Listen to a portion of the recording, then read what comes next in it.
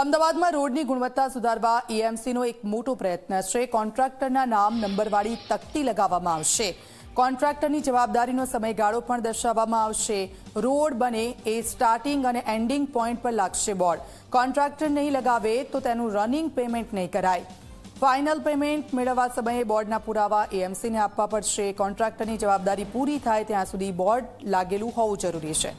અગાઉ આ નિયમ હતો પણ પેમેન્ટ રોકવાની જોગવાઈ નહોતી। ખાસ કરીને આપ અહીંયા દરેક રોડનું કામ શરૂ થાય તેમજ પૂર્ણ થાય તે બે જગ્યાએ આ તકતી લગાડવામાં આવશે।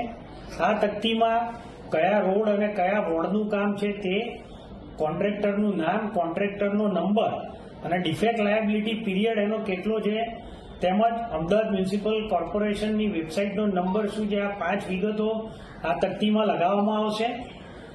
ખાસ આપના માધ્યમથી જનતાને એ જણાવવાનું કે જો આની ઉપર કોઈ પેમેન્ટ કોઈ તકતી નહીં લાગે, એની ફોટોગ્રાફી કે વિડીયોગ્રાફી નહીં કરે ત્યાં સુધી પ્રથમ રનિંગ બિલનું પેમેન્ટ નહીં થાય।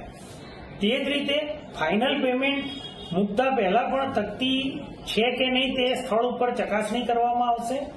અને આમ કુલ મિલાકર એવું કહી શકાય કે જ્યાં સુધી આ ડિફેક્ટ લાયબિલિટી પીરિયડ છે ત્યાં સુધી આ તકતીની હયાતી એ કમ્પલસરી છે અને તેના વગર પ્રથમ બિલનું પેમેન્ટ કે ફાઇનલ પેમેન્ટ એ નહીં થાય।